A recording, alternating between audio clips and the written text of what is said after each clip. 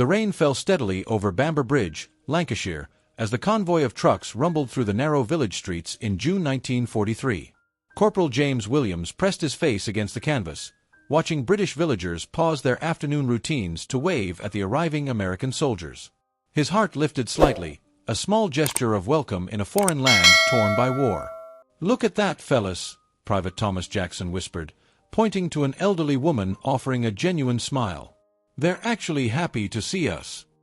The 1511th Quartermaster Truck Regiment had traveled thousands of miles, only to face the same segregation they'd left behind in America.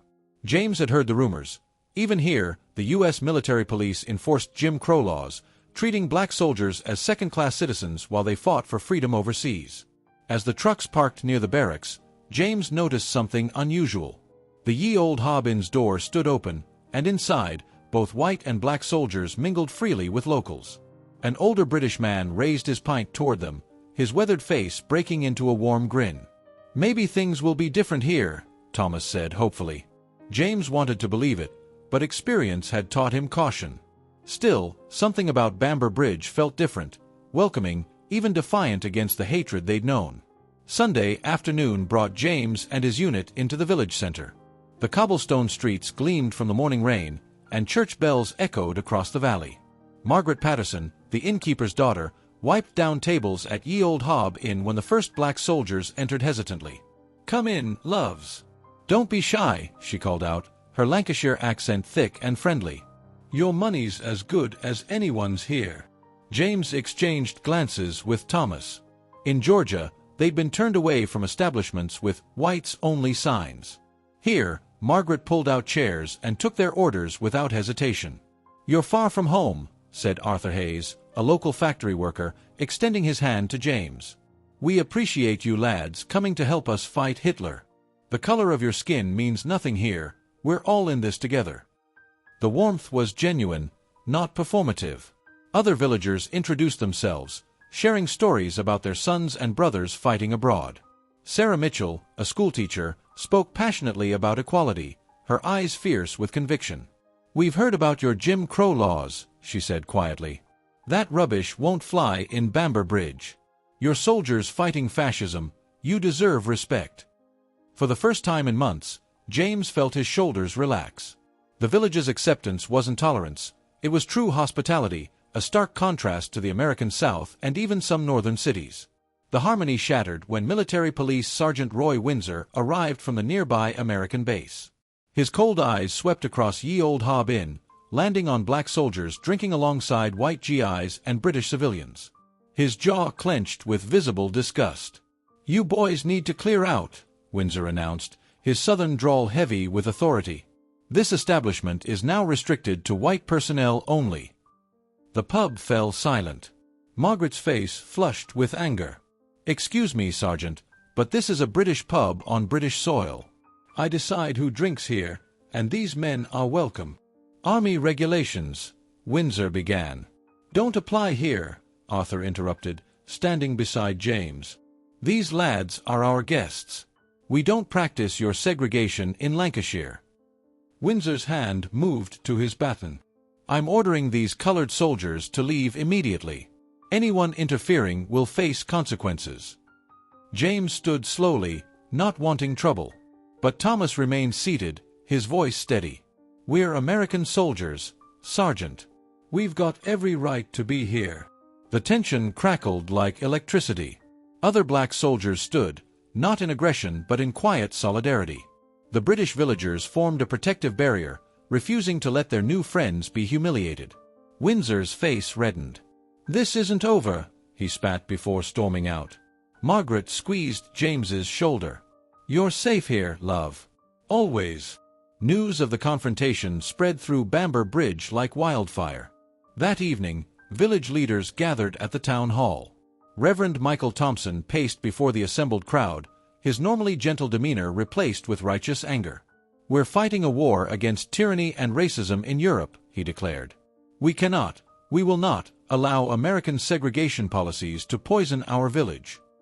Sarah Mitchell stood, her voice passionate. "These soldiers are risking their lives for our freedom. The least we can do is treat them with basic human dignity." The villagers voted unanimously. Bamber Bridge would not enforce American segregation. Pub owners, shopkeepers, and restaurant managers agreed to serve all soldiers equally, regardless of race. They posted signs in windows, "All Allied soldiers welcome." Meanwhile, James and his unit gathered in their barracks, discussing the day's events. Corporal David Green, who'd grown up in Harlem, shook his head in amazement. "In my whole life, I've never seen white folks stand up for us like this," he said softly. "Not like this." Thomas nodded. "They're risking trouble with the MPs for us. That takes real courage." James felt something shift inside him, a fragile hope that perhaps the world could be different. But he also knew the military police wouldn't back down easily. The question wasn't if trouble would come, but when. Outside, storm clouds gathered over Lancashire. June 24, 1943, began peacefully enough. James spent the afternoon helping Margaret repair a fence behind the pub, enjoying the simple normalcy of honest work and friendly conversation. But as twilight descended, tension returned with the arrival of more military police. Private Eugene Nunn, a black soldier from Detroit, was walking back to base when 3 MPs cornered him outside the pub. Sergeant Windsor led them, his expression twisted with contempt. "Where's your pass, boy?" Windsor demanded, though passes weren't required for short village visits. "Don't need one for—" Eugene began. Windsor's baton struck his shoulder, sending him stumbling. "You'll speak when spoken to." The commotion drew villagers from the pub. Arthur rushed forward, positioning himself between Eugene and the MPs. "That's enough. You've got no right to assault him. Move aside, or you'll be arrested for interfering with military business," Windsor threatened. Margaret appeared with a cricket bat, her face fierce. "Try it. This is British soil, and we protect our own." More black soldiers emerged from nearby buildings, drawn by the shouts. More MPs arrived too, creating a volatile standoff in the dimming light. James felt his heart hammering. He'd seen how these situations ended back home.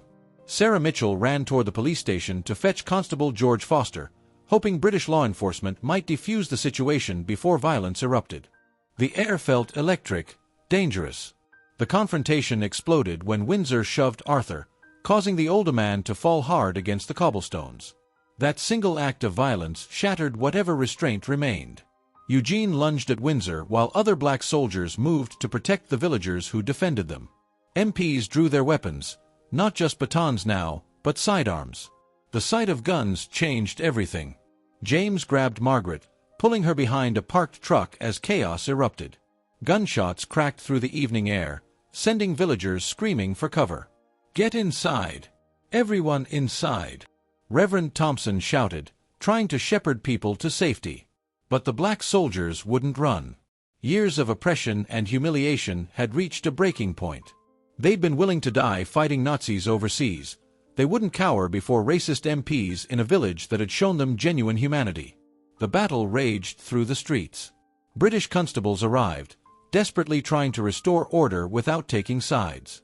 Constable Foster fired his pistol into the air, shouting for calm, but the violence had taken on a life of its own. Windows shattered. Blood stained the cobblestones. Thomas took a bullet to his leg, collapsing near the church steps. James dragged him to safety, his hands shaking with rage and fear. When the smoke finally cleared, the devastation was apparent. One soldier lay dead, Private William Crossland, shot in the confusion. As additional MPs and American officers descended on Bamber Bridge, villagers moved quickly to hide soldiers they knew would be scapegoated. Margaret led James and 3 others through the pub's back entrance, down into a cellar that smelled of earth and old beer kegs. "You'll be safe here," she whispered urgently. "The MPs are arresting every black soldier they can find, guilty or not." Sarah arrived moments later, breathless. "I've got 2 more at the schoolhouse. Arthur's hiding 3 in his barn." Her eyes met James's in the dim candlelight. "They're calling it a mutiny. They're planning courts-martial." The weight of that word, mutiny, settled heavily. During wartime, it could mean execution. James's throat tightened. "We should turn ourselves in. You're risking too much for us." "Absolutely not," Margaret said firmly. "You defended yourselves and us." We won't let you be punished for Windsor's bigotry." Over the next several days, the village became an elaborate network of hiding places. Soldiers moved between attics, cellars, and barns, never staying in one location long. Villagers brought food, water, and news, their solidarity unwavering despite military pressure and threats. Reverend Thompson used church meetings to coordinate the effort, speaking in coded language about caring for souls in need. The village had become a quiet rebellion, ordinary people performing extraordinary acts of courage. Major General John C. H. Lee arrived from London to investigate what officials were calling the Bamber Bridge Mutiny. A tall man with stern features, he interviewed MPs, soldiers, and villagers, his expression unreadable. Margaret testified fearlessly. "Your MPs attacked unarmed men for daring to drink in a pub. The violence was entirely their fault." Arthur showed the general his bruises. "I'm a British citizen on British soil. Your sergeant assaulted me for defending a soldier. If that's how America treats its heroes, you should be ashamed." Sarah brought statements from dozens of villagers, all corroborating the same story. The black soldiers had acted in self-defense, protecting both themselves and British civilians from aggressive, racist MPs. General Lee listened carefully, his trained eye recognizing the truth in their testimonies. He'd seen the festering wound of American racism undermining military effectiveness throughout the European theater. Bamber Bridge had simply exposed what everyone knew but few acknowledged. In his private quarters, Lee reviewed the reports. Private Crossland's death was tragic, but the evidence was clear. Windsor and his MPs had instigated the violence. The black soldiers had shown remarkable restraint given the circumstances. He made his decision. Instead of mass courts-martial, only those directly involved in the shooting would face trial. And Sergeant Windsor would be reassigned, away from black troops, away from Lancashire. When James emerged from Margaret's cellar after 2 weeks in hiding, the village welcomed him like a returning hero. Charges against him had been dropped entirely. General Lee's investigation had cleared him and many others of wrongdoing. Thomas, recovering from his leg wound at the village infirmary, grinned when James visited. "Did you hear?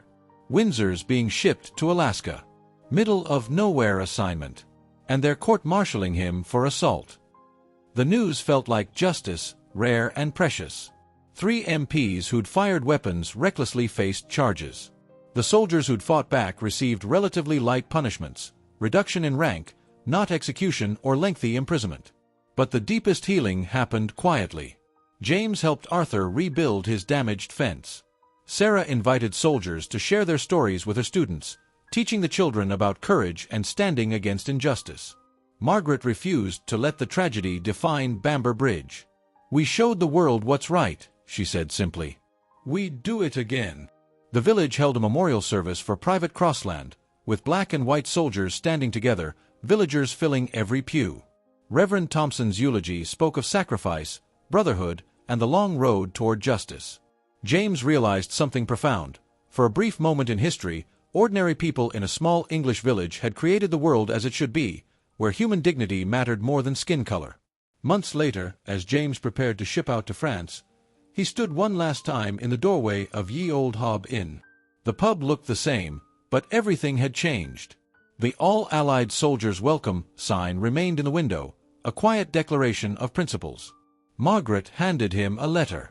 "For when you need to remember that good people exist," she said softly.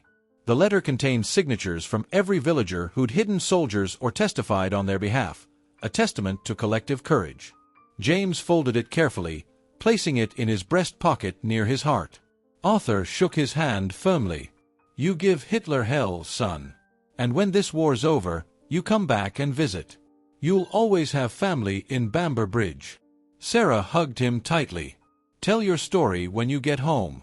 Make sure people know what happened here. That change is possible."